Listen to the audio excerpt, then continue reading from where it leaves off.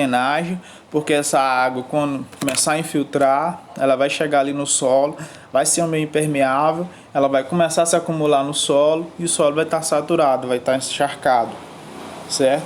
E sem contar que são solos rasos, então vai dificultar o crescimento da raiz. E nessa mancha esverdeada mais escura, certo? Nós temos aí planossolos, certo? Que também tem como característica problemas de drenagem, certo? E os plintossolos, que uma das características dos plintossolos é justamente a movimentação de ferro dentro do perfil do solo, que vai dar um aspecto de manchas avermelhadas, enfim, que é justamente o ferro se movimentando, porque em alguma época do ano aquele solo fica saturado, certo? Então é o limitante. Mas só para deixar bem claro, não é que em toda essa região aqui, que está com essas 3 manchas de solo predominando, ocorram somente esses tipos de solo. Não, aqui é uma questão de escala. Pode ser que dentro de... Aliás, pode ser não. Certamente dentro de cada mancha dessa de solo grande, você vai ter diferentes tipos de solo, né? E aí pode ocorrer que dentro da sua propriedade, né, você tem algum solo, venha ter algum solo com uma profundidade adequada para o cultivo de frutíferas, né?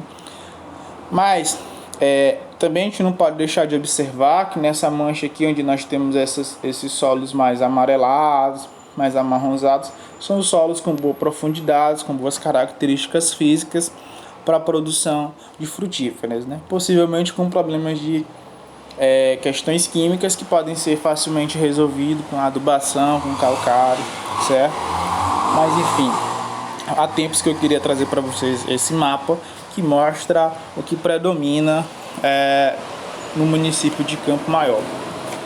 Com relação a variedades, né, basicamente nós temos uma divisão entre um grupo ácido, certo? E um grupo de variedades mais doces de acerola. Porém, o que é que ocorre na prática? A gente trabalha com clones, certo? Então tem uma diversidade de clones comerciais e a gente não acaba trabalhando com essas variedades de forma mais específica, certo? Só para trazer para vocês que tem essa diversidade. Com relação a espaçamento e as covas, o espaçamento pode ser bem variado, né? Pode ser de 4x4, 4x3, 6x4, 5x4, e com relação ao formato também, certo? Pode ser fileira duplas, aí quando você trabalhar com fileiras duplas, você pode trabalhar com espaçamento entre plantas dentro da mesma fileira com 2 metros, certo? E espaçamento entre as fileiras com 6 metros, né? O que vai definir esse meu espaçamento? O porte da planta, a altura da copa que você vai conduzir e vai determinar a altura dela, a largura, certo? Ocorrências de pragas. Se na sua região tiver ocorrência de pragas, a gente vai já ver algumas delas. É interessante que seja um pomar mais arejado, que facilite a ventilação, certo? Enfim, com relação à cova, se for utilizar ferramentas mecânicas para fazer a perfuração da cova, você trabalha aí com diâmetro de 60 centímetros. Se for manual, você pode fazer aquela cova de 50 de altura, 50 de largura e 50 de profundidade. E não esquecendo de fazer a inversão de solo, certo? Aquele solo que estava mais superficialmente, certo? Por a cova ter 50 centímetros, então você divide ao meio. Então você vai pegar o que? 25 centímetros de solo, deixar para um lado, os outros 25 você vai cavar e vai deixar para o outro lado. Você vai retornar para aquela cova inicialmente com aquela camada que estava mais superficialmente, certo?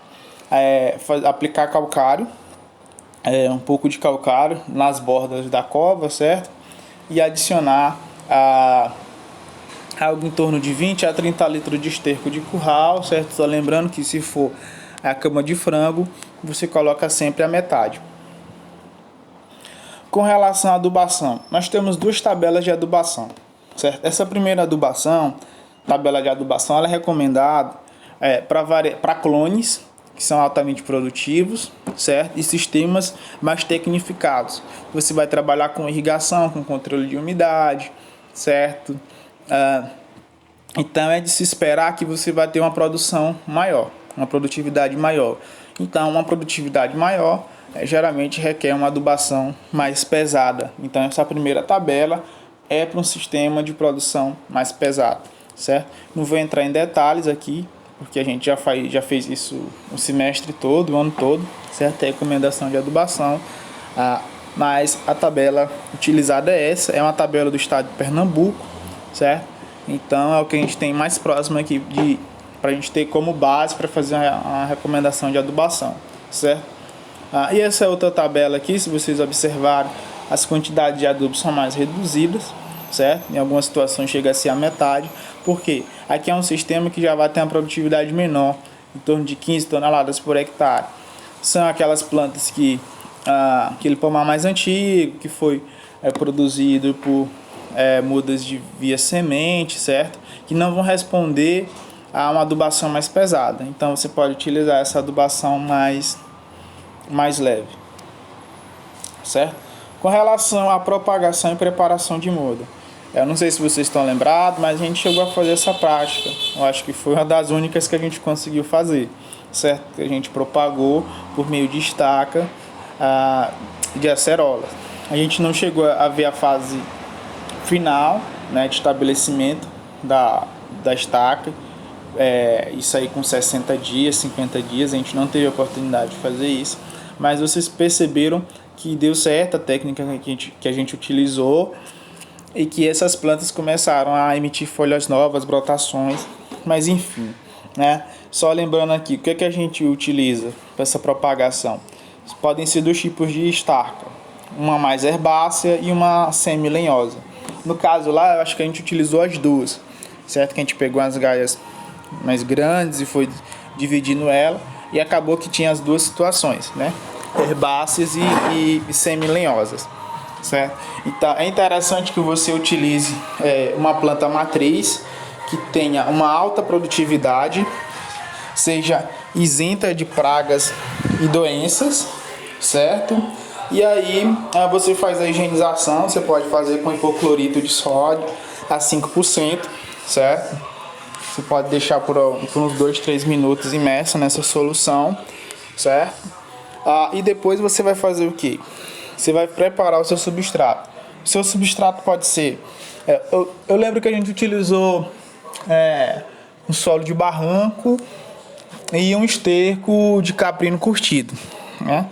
Mas comercialmente é interessante você trabalhar com areia e vermiculita, proporção de 1:1. Porque a raiz, quando ela começa a brotar, certo? Ela é muito sensível, então ela precisa de mais espaço para crescer e sem quebrar.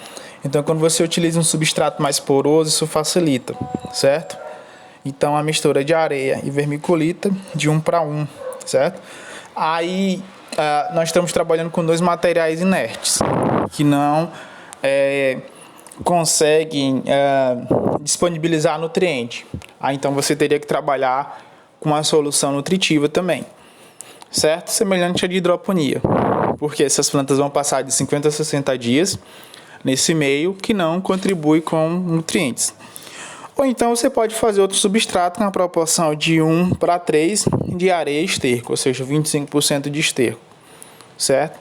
Que aí, além de fornecer uma condição, além de dar uma condição boa para o crescimento radicular, o esterco, ao entrar em decomposição, vai liberar os nutrientes. É interessante que essas estacas elas estejam em um ambiente saturado de umidade, certo? Eu estou falando do ambiente, não do substrato. Você não vai encharcar o substrato, certo? Mas sim o ambiente. Então, para isso, o que foi que a gente fez na nossa prática? A gente pegou saquinhos transparentes, certo? E amarrou num saquinho de muda. Então, aquele ambiente, a gente molhou bem o substrato, molhou bem o solo que estava dentro do saquinho. E quando aquela água começou a evaporar, ela condensava no saquinho. Então, ficava um ambiente muito úmido ali no entorno da estaca, certo? E isso fazia com que a estaca não viesse a ressecar rapidamente, né? E desse tempo para ela emitir as suas brotações e criar o sistema radicular. Nessa imagem aqui nós temos esse tipo aqui de câmara de enraizamento. Então veja que aqui está o plástico, né? Aqui está a areia. Então esse ambiente aqui, ele fica saturado de umidade e impede que a estaca venha a ressecar, certo? Aqui já são as mudas, com aproximadamente 60 centímetros, certo? Pronto para o transplantio. Aqui é só a imagem demonstrando a retirada das estacas lenhosas ou semi-lenhosas, a depender da situação. Pois bem, quando a muda tiver com aproximadamente 60 centímetros, vocês fazem o transplantio e já inicia a chamada poda de formação. Então a planta com 60 centímetros, né, você vai fazer um corte dessa planta e deixar somente 60 centímetros, né? Ela vai passar um pouquinho e com isso vai fazer o que?